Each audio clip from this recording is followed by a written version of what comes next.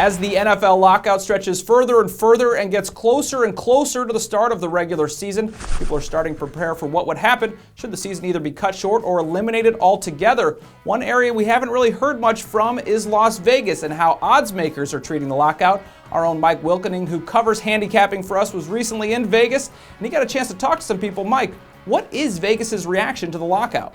Well, I mean, I think they're forecasting, they're modeling for, sort of all possibilities. But I think when it comes down to it, there's a feeling of helplessness because, obviously the NFL, and players care not about, the plight of the Nevada oddsmaker and all those things. I mean, there's helplessness there. I mean, they're kind of at the mercy of what's going to go on, in the courts and at the bargaining table. And from that standpoint, they're just kind of hoping that something is reached before September. So if a deal isn't reached by September, what kind of money are we talking about that could be lost by the casinos? Is there any way for them to make that up? In terms of giving NFL Sunday at a big book, you are talking millions of dollars. The big question, the big debate out there right now is what happens if the NFL is canceled, if college moves some games to Sunday. The oddsmakers would love this.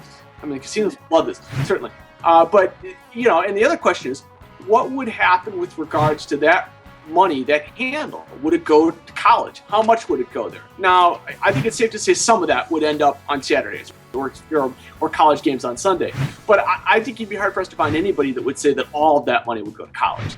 We know that people bet on the NFL year-round, and given the lockout now has been going on for 2 months, what kind of changes have we already seen in the betting world?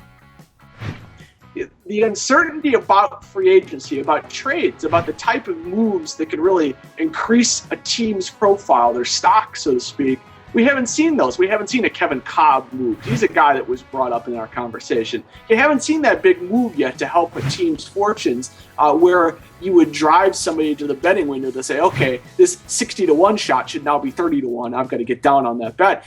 Things are sort of happening where people are going to the windows, but maybe the folks that would use free agency to drive their betting in terms of, okay, this team's really going to help themselves, you haven't seen that just yet.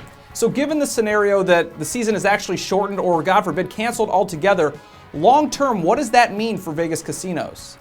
I would think that what would happen is that, look, if the NFL goes to President's Day, or if the season starts in October, they still play the full slate, people would be thrilled there regardless. You're still going to book, in terms of handle, millions of dollars at some of the bigger casinos per weekend on these NFL games. I think no matter when the NFL comes back, you're going to have action on those games. I think the real issue from a contingency standpoint for them is if you start losing games. Other sports stepping up into the void. Soccer is becoming a bigger part of what the sports books are offering. Now, can it make up for the NFL? No, nothing can make up for the NFL. Well, we appreciate you taking on the tough assignment of going out to Las Vegas. We'll check back with you soon. Anytime, Adam. Thank you. That's a look at how Vegas is reacting to the lockout. For the best coverage of the NFL and everything lockout related, be sure to follow us on Twitter and Facebook or go to ProFootballWeekly.com.